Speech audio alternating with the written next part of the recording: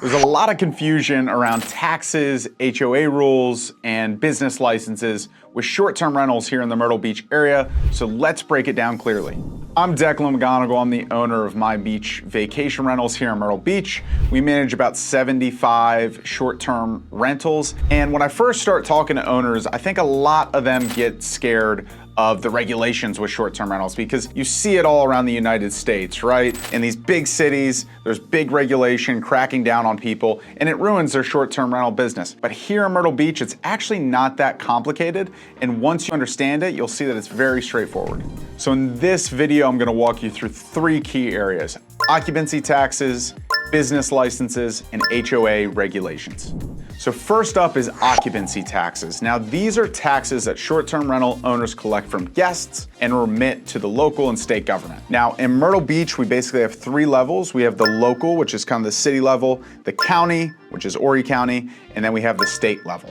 Usually these taxes end up between 13 and 14.5% depending on which jurisdiction you're in. In Myrtle Beach, for example, it's 14.5%. In North Myrtle Beach, it's 13%. Myrtle Beach just has an extra city level tax, so it really just depends on what area you're here in the Grand Strand. Now those taxes you'll collect, and before the 20th of each month, you'll pay those to the city, county, and state. Now, where it gets a little confusing is when it comes to the channels, right? Obviously, if you get direct bookings or you get a booking through your website, you're gonna collect all those taxes and remit them. But sometimes the channels, like Airbnb, for example, will actually collect them for you and pay them on your behalf. Now, it depends on channel to channel. Here in Myrtle Beach, right now, as we speak, we're in January of 2026, Airbnb does collect, or they're supposed to be collecting, all the taxes and remitting them for you. Vrbo, it's a little bit more complicated. If you're the merchant of record, meaning that you're the one that collects the money from the guests from the get-go,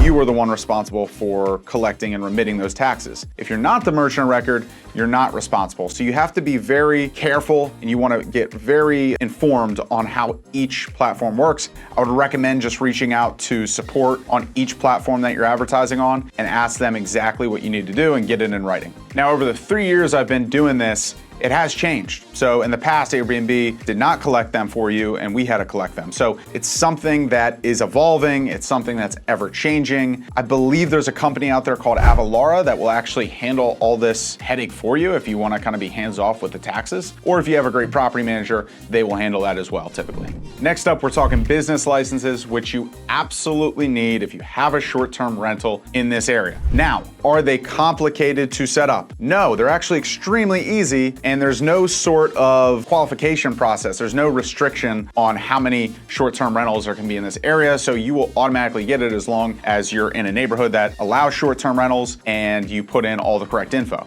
The setup process for the business license is all online. So like I said, it's very easy. Now, it just comes down to if you're using a property manager, if you're not. In Myrtle Beach, if you're using a property manager, you will go under their license. There's nothing you have to set up on the licensing side. In North Myrtle Beach, if you're using a property manager, or if you're not using a property manager, you still have to get a business license. So they're slightly different. They're both pretty easy. If you're self-managing in Myrtle Beach, you're gonna have to get a business license for Myrtle Beach. You're gonna have to get one for the county, and you're gonna have to set up an account with the Department of Revenue at the state level. It doesn't matter if you're just renting a few weekends here and there. In the eyes of the city, you're running a business, right? So whether you're just doing it part-time or you're doing it full-time all throughout the year, you do need to get a business license set up. It's very important. The city wants to know who's, operating short-term rentals and who's not, and make sure they're collecting the taxes. So if you don't do it and you get caught, there could be a pretty hefty fine.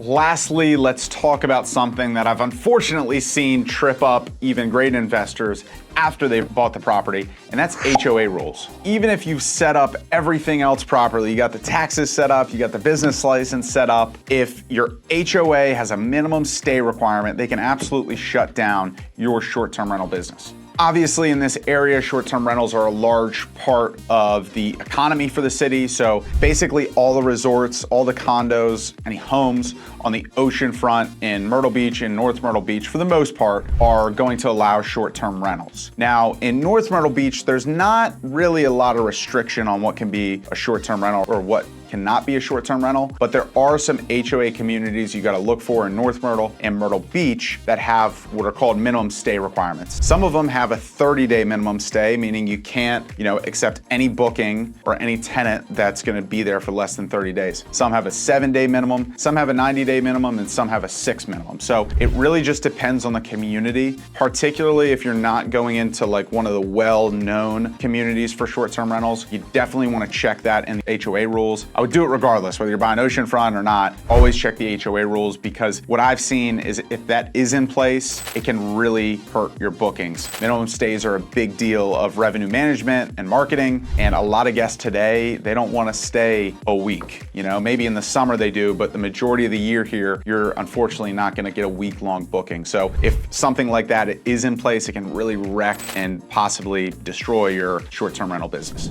So if you're thinking about managing a rental in the Myrtle Beach or North Myrtle Beach area, here's the bottom line. You need to make sure you have your business license set up with the city, county, and state, and that you're renewing that every year. You wanna make sure you have your occupancy taxes set up properly and you're collecting the right amount of money. I've seen it before where people don't collect the right amount of money and they end up losing a whole lot more than they made. So you wanna make sure those are set up and you're monitoring them actively, especially the marketing channels that you're on. Make sure you stay up to date on how they're charging or how they expect you to collect those taxes. And then finally, always go through the HOA rules before you buy a property. Don't just rely on what your realtor says or what the listing says. Really dive into the HOA rules and regulations and get clear on if you're allowed to do short-term rentals or if there's a minimum stay requirement.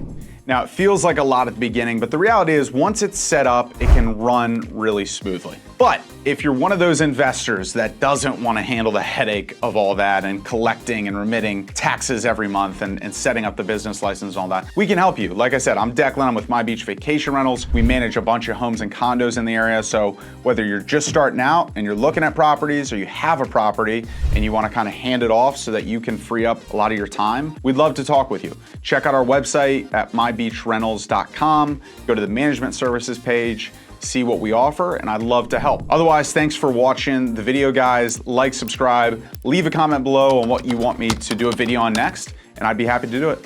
Peace.